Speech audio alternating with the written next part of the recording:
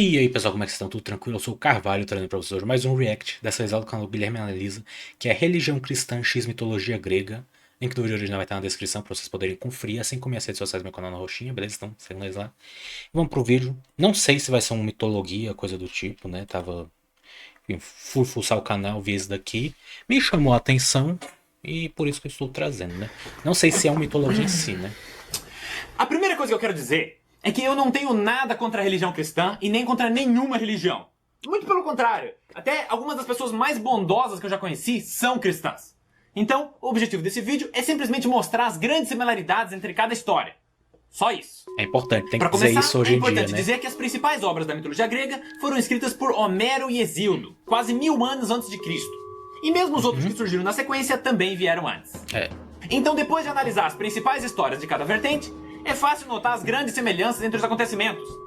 E se é para começar do começo, nada melhor do que falar de Eva e Pandora. A história delas diz praticamente a mesma coisa.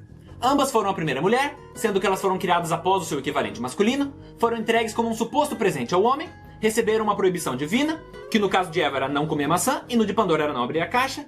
Ambas foram instigadas por uma entidade maligna, a serpente e Hera. As duas sucumbiram à tentação desobedecendo a ordem de uma entidade superior, e esse ato trouxe consequências terríveis à humanidade. Rapaz, que foi não é perder que é o paraíso verdade? e libertar os males do mundo, respectivamente. O que na sua Caralho, essência significa a mesma nunca coisa. parei pra Na reparar sequência, nisso. a gente tem que falar do dilúvio, também conhecido como a história de Noé e Deucalion. Os dois eram Deucalion homens eu já não justos, sei quem vivendo em não. uma sociedade corrompida pela maldade, até que uma divindade insatisfeita com esse fato resolve eliminar a humanidade. E para isso, envia uma forte tempestade causando um dilúvio.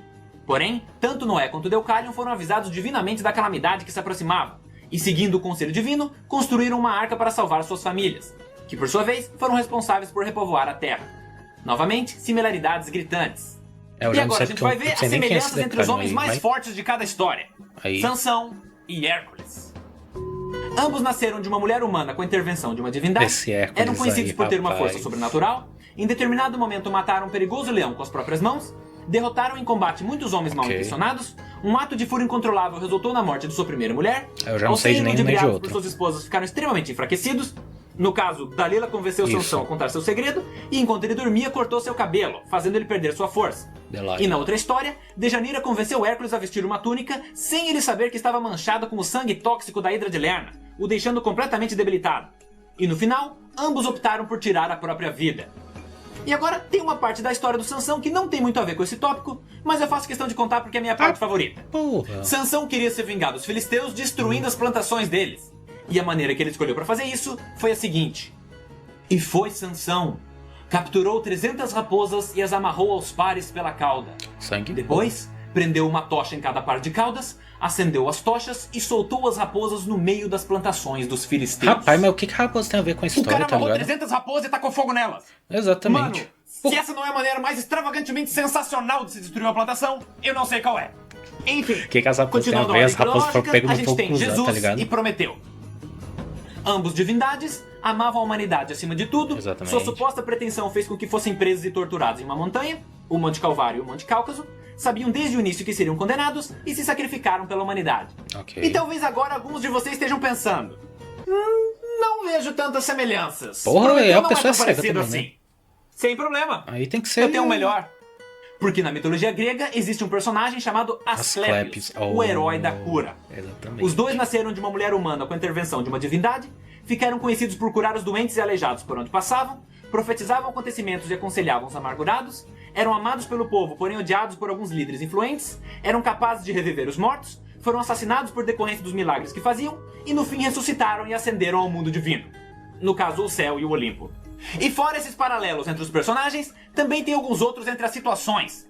Por exemplo, em uma determinada história da mitologia grega, Zeus e Hermes se disfarçam de pedintes e vão a uma cidade na região da Frígia testar a hospitalidade de seus habitantes. Ué, Porém, todos recusam querendo ajuda. bater no cachorro. O único lugar onde eles foram aceitos foi na moradia de um homem chamado Filemon. E essa história ficou Belo conhecida nome. como o mito da hospitalidade. Enquanto isso, na Bíblia, Paulo e Barnabé viajam a uma determinada cidade para divulgar a palavra de Jesus. Barnabé é um bom E chegando lá, também, em né? Atos dos Apóstolos, Pelo amor capítulo de 14, Deus. versículo 12, é dito: E chamavam Júpiter a Barnabé e Mercúrio a Paulo, porque este era o que falava. Sendo que Júpiter Júpiter e é o nome Mercúrio. romano de Zeus e Mercúrio é o nome romano de Hermes. Porque, pra quem não sabe, a mitologia romana deriva quase que totalmente da grega. Exatamente. Elas basicamente só têm nomes diferentes. Tanto que todos os planetas do sistema solar são esses deuses com os nomes romanos. É aquela história, Menos Urano, que já tá com o nome copia, grego. mas não faz igual. Mas voltando ao assunto.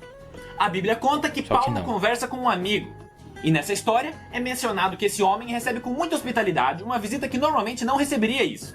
E a parte mais interessante é que o nome dele também era Filemão e ele também morava na Frígia. Tanto que Filemão é um dos livros da Bíblia. E tem alguns detalhes menores que também são válidos mencionar, como a semelhança de serem 12 deuses do Olimpo e 12 apóstolos de Jesus, e o fato de que na Gênese da mitologia grega é dito que no início dos tempos haviam gigantes, filhos de Gaia, a mãe terra. E em Gênesis capítulo 6, versículo 4, é dito que naquela época haviam gigantes na Terra. E agora, para encerrar, eu tenho que falar de uma última divindade grega chamada Eósforo. Mas vocês provavelmente conhecem ele pelo seu nome romano, Qual? Lúcifer. Ambos têm Lúcifer como um dos seus nomes, eram inicialmente conhecidos como o portador da luz e estrela da manhã, eram representados como tendo asas, se destacavam entre seus equivalentes, eram vaidosos e soberbos, por conta de suas atitudes caíram do céu, e isso causou um gigantesco mal à humanidade. E nesse caso, eu faço questão de ler alguns trechos diretamente da fonte sobre cada um deles. No livro 2 do poema épico de mitologia Metamorfoses, escrito por Ovídio, é dito: Lúcifer brilha mais que as outras estrelas. E também: eis que do oriente iluminado a vígil aurora abre as portas purpúreas e os róseos átrios. Dispersam-se as estrelas e com elas vai Lúcifer, a última a deixar o céu. E logo na sequência, Ok. ele fala que quando Lúcifer atingiu a Terra, o mundo se tingiu de vermelho, simbolizando o mal que ele causou. Enquanto isso, na Bíblia: como caíste dos céus, ó estrela da manhã, filho da alvorada, como foste lançado à terra. E por último: eu vi Satanás como raio cair do céu. Com isso, eu concluo a minha análise. E para quem quiser saber a origem dos mitos que eu citei, os nomes das obras com seus respectivos autores estão na descrição. E para encerrar, eu Ok. quero dizer que eu tô ciente que existem outras mitologias que também têm essas semelhanças. Mas o objetivo desse vídeo é comparar com a grega. Até a próxima! Interessante, né? Eu nunca parei pra reparar. E aí, pessoal? E realmente, mano, é muita semelhança, muitas semelhanças. Muitas mesmo. Eu estou em choque, não irei mentir. Mostrar esse vídeo na igreja pra ver, né, o que acontece. Mas assim, interessante, né? Abrir os olhos e tudo mais, né? Como ele falou, não tem o intuito de criticar nem nada, é só mostrar mesmo, né, que essas semelhanças e tudo mais. E curtir. Espero que vocês tenham gostado. Se gostaram, deixa o like, se inscreva que ajuda demais o canal e nos vemos na próxima. Falou!